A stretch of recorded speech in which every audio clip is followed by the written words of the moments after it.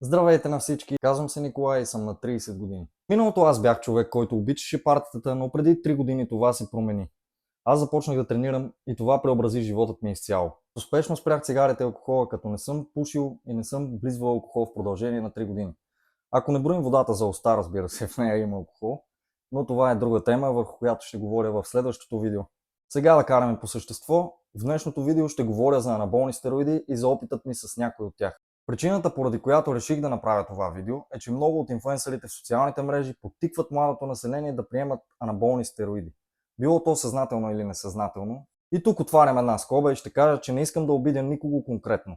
И така, анаболните или анаболно-андрогенните стероиди са производни на тестостерона и се използват предимно в медицината, но много често се злоупотребява с тях в различните видове спорт.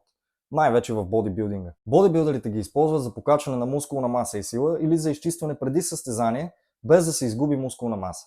Но приемът на анаболни стероиди крие и своите рискове. С покачването на мускулна маса в комплект вървят и редица от странични ефекти.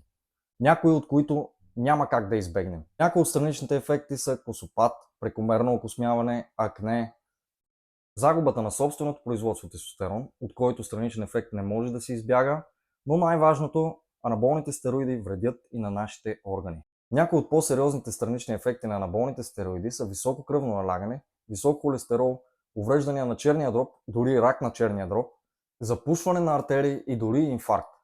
Информация за анаболните стероиди има предостатъчно в интернет, но за съжаление голяма част от населението не обръщат внимание именно на страничните ефекти. Те гледат видеята, качени от инфлуенсъри с тяло на гръцки богове и си казват: пък защо и аз да не съм като тях? Тук може да разочарова много от трениращите, но начинът, по който ще изглежда тялото ви, зависи най-вече от вашата генетика. Разбира се, не казвам, че не може да се постигне добро тяло и от хора с не чак толкова добра генетика. Моят съвет към младите и като цяло към трениращите е да не се приемат стероиди. Освен ако не целите цял живот да се занимавате с фитнес и бодибилдинг, и то бодибилдинг на много високо ниво. Според мен въобще не си заслужава да се приемат анаболни стероиди за някакви второстепенни състезания. Това е извод, до който опитът ми с някои от анаболните стероиди ме докара.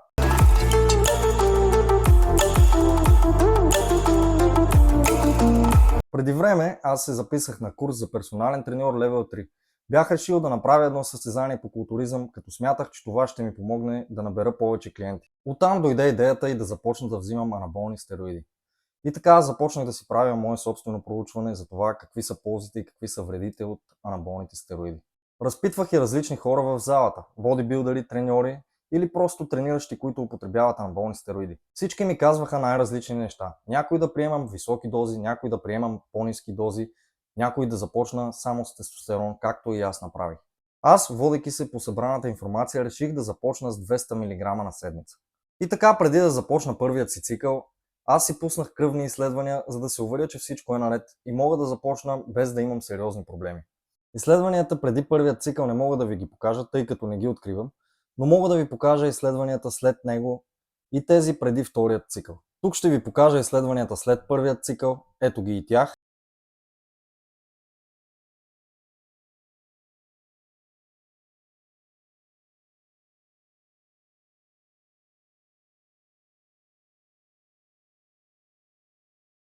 А това тук са изследванията преди вторият цикъл.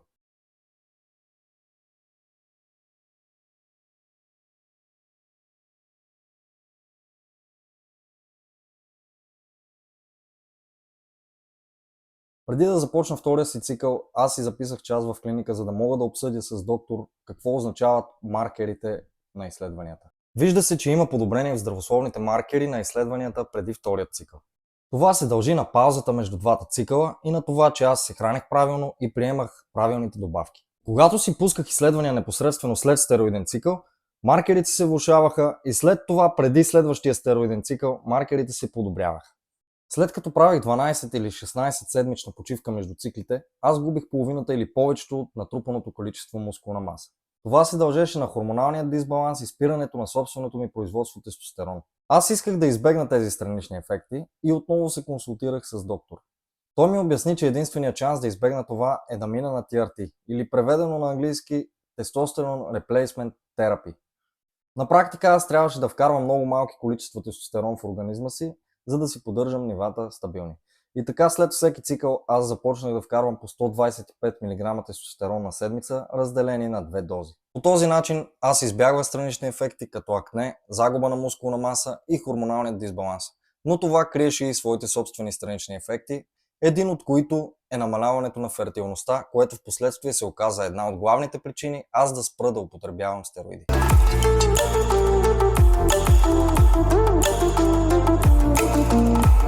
Причините, които ме накараха да спра употребата на анаболни стероиди, са няколко. На близките ми не им харесваше това, че употребявам стероиди, поради което аз имах много разговори с тях, но въпреки това не спирах употребата на анаболни стероиди. Въпреки умерените дози, които приемах, по време на цикълът аз се чувствах като супермен. Мислех си, че мога да направя всичко. Но няколко седмици след спирането му, все едно се бях натъпкал с криптонит. Нямах никаква мотивация за нищо и като цяло нищо не ми се правеше. Една от главните причини да спра анаболните стероиди е, че с приятелката ми много искахме да имаме дете. Тя между другото също не беше съгласна с употребата на анаболни стероиди, но въпреки това ме подкрепяше във всичко, което правя, за което съм им много благодарен. Благодаря, че те има.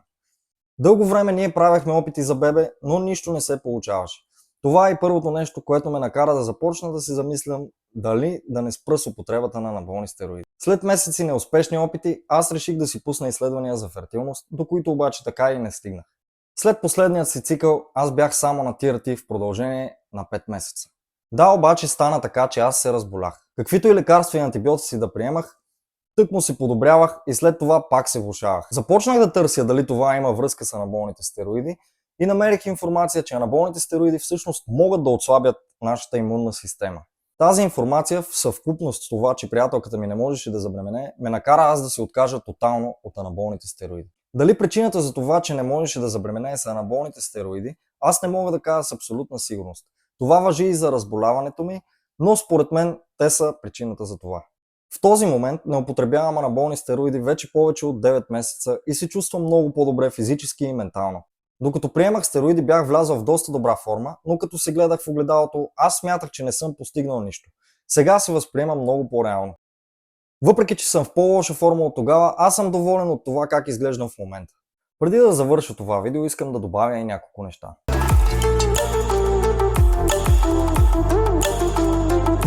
Имах разговор с 19 годишно момче, което изглеждаше неземно.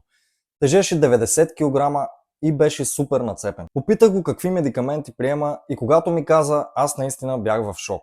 Това, което помня е, че той ми каза, че е на 800 мг тестостерон, което е 4 пъти повече от дозата, с която аз започнах, 80 мг дианабол и още 4 препарата, на които не мога да си спомня имената. Плашещото е, че много от младите трениращи приемат такива дози, че дори и по-високи от неговите. Дори при 6-7 пъти по-малко стероиди, аз усетих странични ефекти. Така че отново ще се обърна към трениращите и ще кажа: не дейте да приемате стероиди, освен ако нямате някаква супер голяма цел, като например да се явите на Мистер Олимпия.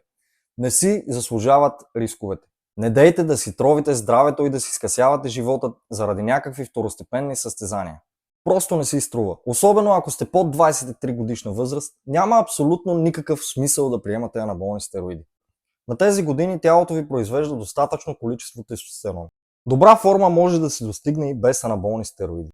Преди да завърша видеото, ще кажа нещо и за фитнес инфлуенсърите и фитнес моделите в социалните мрежи. Съдържанието, което те качват, наистина има огромно влияние върху трениращите, особено към младите такива. Не дейте да се стремите да изглеждате като тях или да се състезавате с тях. Според мен единственият човек, с който човек трябва да се състезава, е самият себе си. Най-малкото, че много от видеята и снимките, които те качват, всъщност са единнати и те въобще не изглеждат така, както изглеждат на снимките, които качват. Също така и тези снимки се правят под най-добрият ъгъл, най-добрата светлина и след тренировка, когато телата им са напомпани. Другият фактор е, че много от тях имат много добра генетика, която повечето хора нямат.